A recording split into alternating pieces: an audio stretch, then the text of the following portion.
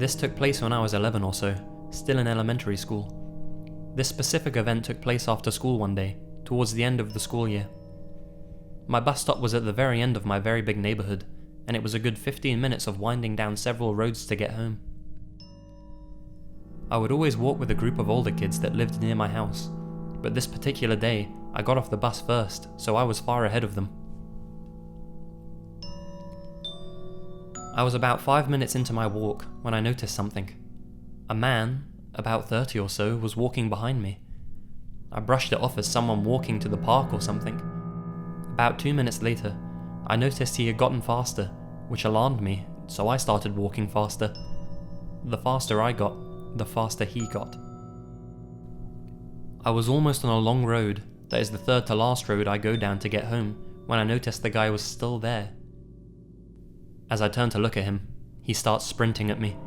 I turned and started running as fast as my short legs could. As he kept gaining ground, I hear something. Footsteps. A group of them. That's when I noticed a group of high school kids walking towards the corner I was heading for. I decided if I got to them, I'd scare off the man, so I ran as fast as I possibly could. As I get about 10 feet away, the man stops running and basically throws himself into some bushes. I run up to the group of teenagers and explain what happened to them, and they look around the general area for the man, but he'd fled. They walked with me until I was a street away from home, and when they left, I noticed the man walking down the street towards me. It wasn't until he was about 20 or 30 feet away that I recognized him as the same man from earlier. By that time, the group of teenagers was long gone, leaving me on my own again. As he got within touching distance, I bolted. I ran as fast as I could towards my house, when I noticed he had started running after me, with some grin I could only describe as evil. I reached my house and ran to the front door, hoping it was unlocked so I wouldn't have to get the spare key from the pot next to the door. As I get to the door, I noticed my dad's car coming down the road.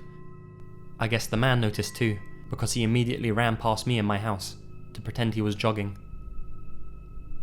I stood there, shaking and crying until my dad pulled up, and promptly explained what happened.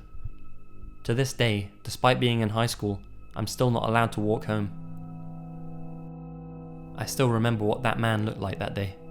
His clothes, his grin, his facial hair. It haunts me.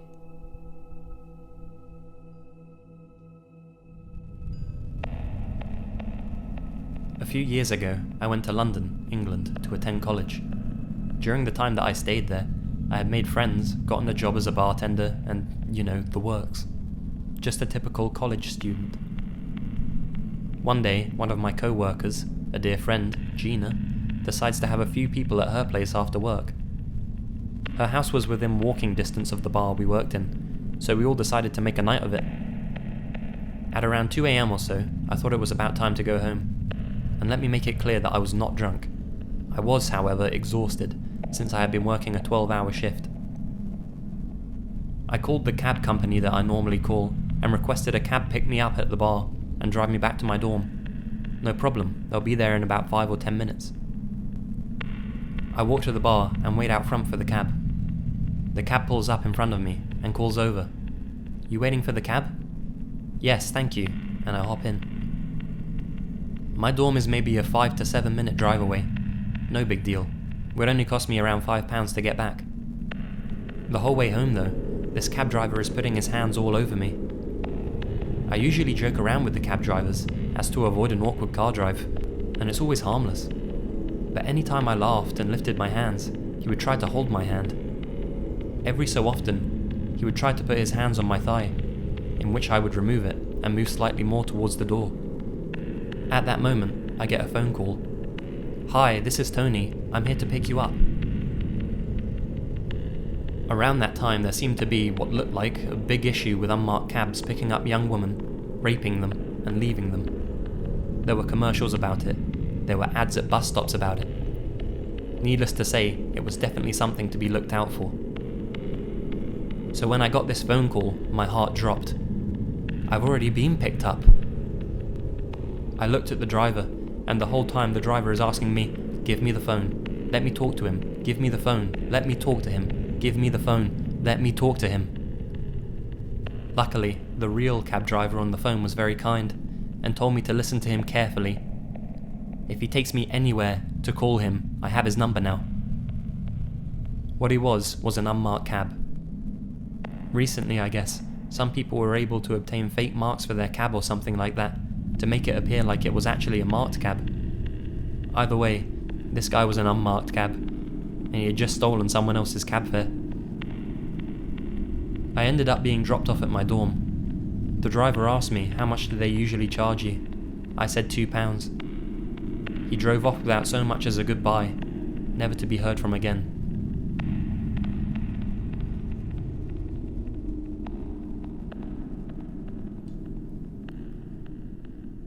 This happened about 3 years ago when I was 18. My housemate and best friend at the time, Roger, was browsing Facebook when he came across a profile with his picture and a name that wasn't his. He noticed this fake profile had stated that they were from our area in Australia and were in a relationship with some girl from America. We'll call her Jay. So Roger decides to add Jay and tell her that he was the real person from the picture and that she was in an online relationship with a fake profile. Jay doesn't believe Roger because the fake profile had more friends than him and somehow seemed more legitimate, so he offers to video chat with her to prove it. They get on Skype with each other, and she's shocked to find out that she's been catfished by this fake profile. I was home at the time, and Roger calls me over while he's still on Skype. As soon as Jay sees my face, she goes pale, and she sends a link through to another fake profile with my picture. Apparently, mine and Roger's fakes were previously engaged with 2 children. Upon doing some further research, we discovered some scary stuff. We found about 20 more fake profiles, all of our close and extended group of friends. All of these profiles were active and were posting the exact same statuses as we all were. It was like a fake community of all our friends. They all interacted with each other and posted regularly, copying and pasting every single one of our statuses to post on their profiles.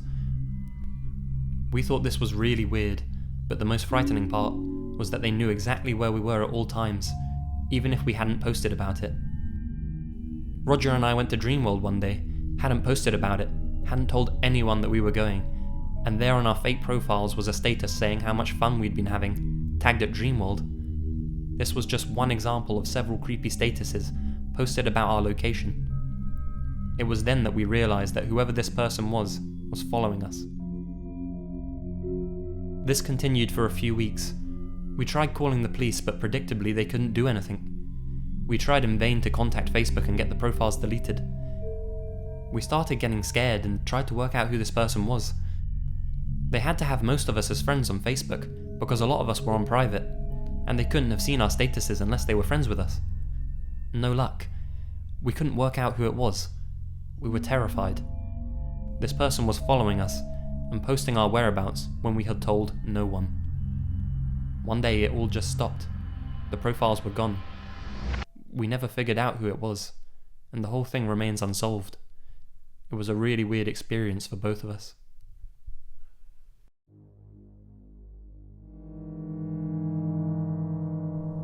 A friend and I were talking about this girl's sleepover we went to at school. It was all manner of messed up. I think we must have been 11 or 12 at the time, and this girl was having a sleepover for her birthday. She was part of our group, and we were excited as we'd never been to this particular friend's house before. Her parents put an amazing amount of effort into the party. There was a buffet, barbecue, cake, and even a clown. We were kind of embarrassed by the clown. We thought that we were too old and it was just awkward, but that was nothing compared to the dad's party games. First one, find the 50 pence.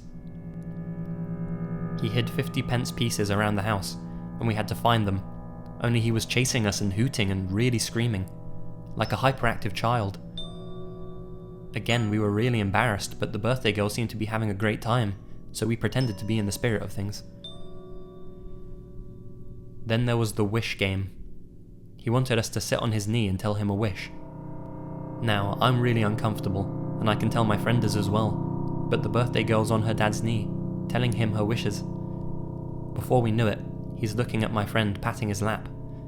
At the time, I thought my friend put in a commendable effort not to look horrified. But looking back, there was no way in hell that he wouldn't have been able to tell that she was uncomfortable, sitting on his knee. She sits on his knee, mumbles her wish, and then it's my turn. Fool is me, because I thought I'd get a pass being a boy, but no such luck. He's patting his knee, looking in my direction, so I sat on his lap and told him a wish. Nothing overtly sinister happened, but the whole thing put me and my friend ill at ease. After that came the cellar game. That's what he called it, and I'm thinking, hell no, I'm not going into a cellar with this creepy old man, and I can tell my friend is almost panicking at the thought. But then the dad takes up a rug, and there's a trap door under it, leading to the cellar, and I'm thinking, well, if that's not the coolest thing. So we go down into the cellar.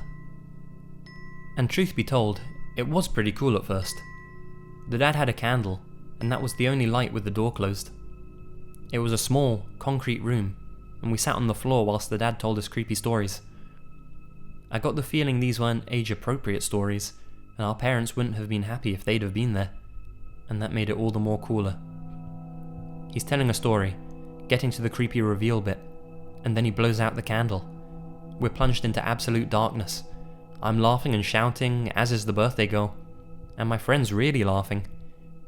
But she actually sounds panicked.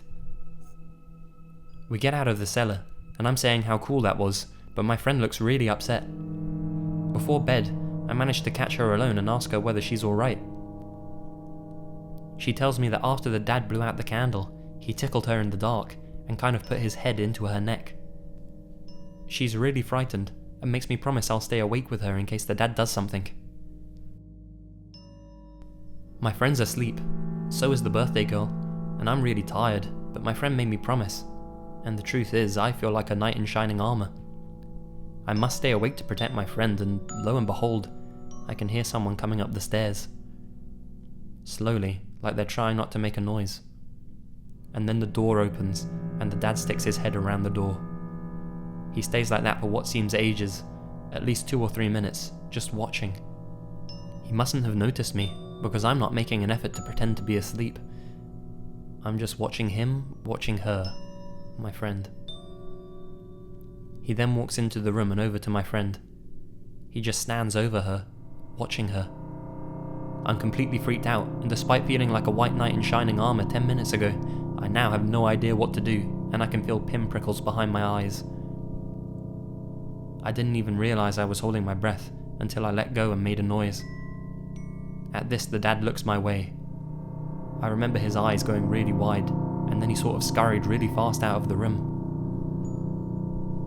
My heart was trip hammering away, and I'm looking at my friend, wanting to wake her up. I didn't though, and at some point I must have fallen asleep, because I woke up the next morning.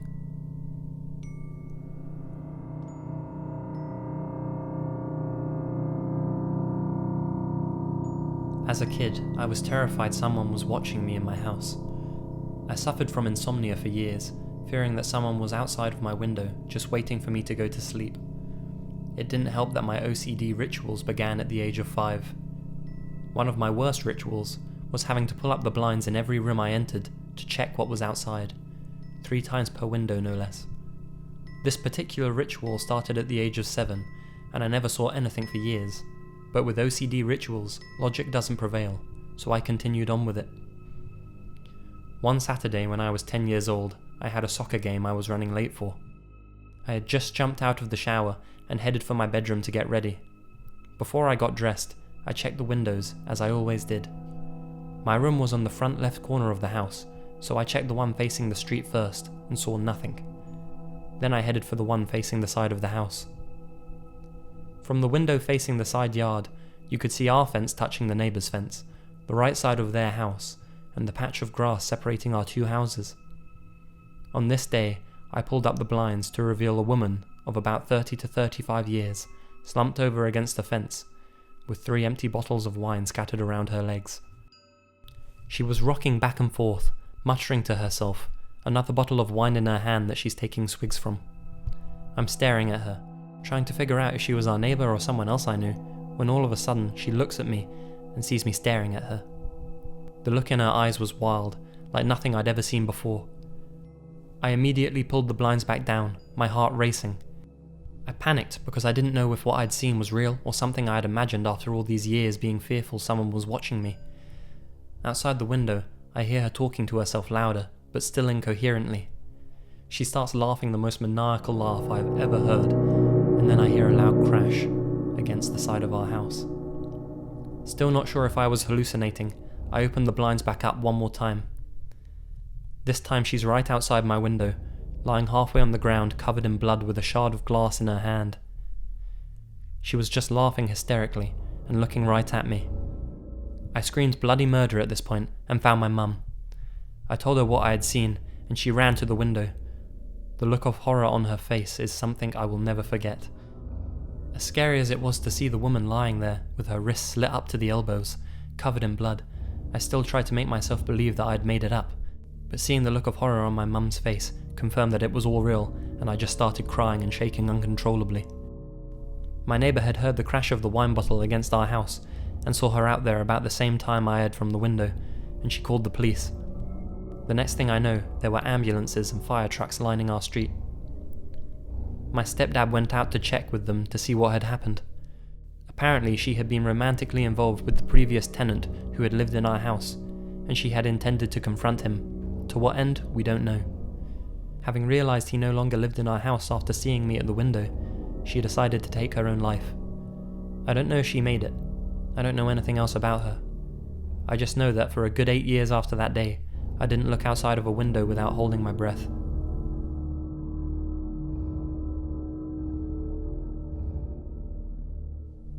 Hi guys, thanks very much for listening. If you enjoyed this video, then please help to promote the channel by liking, sharing and subscribing. If you'd like, you can also follow me on Twitter, where I'll be asking for your opinions on what sort of content you'd like me to produce in the future. More videos to come next week, so until then, take care, and remember, the best things happen in the dark.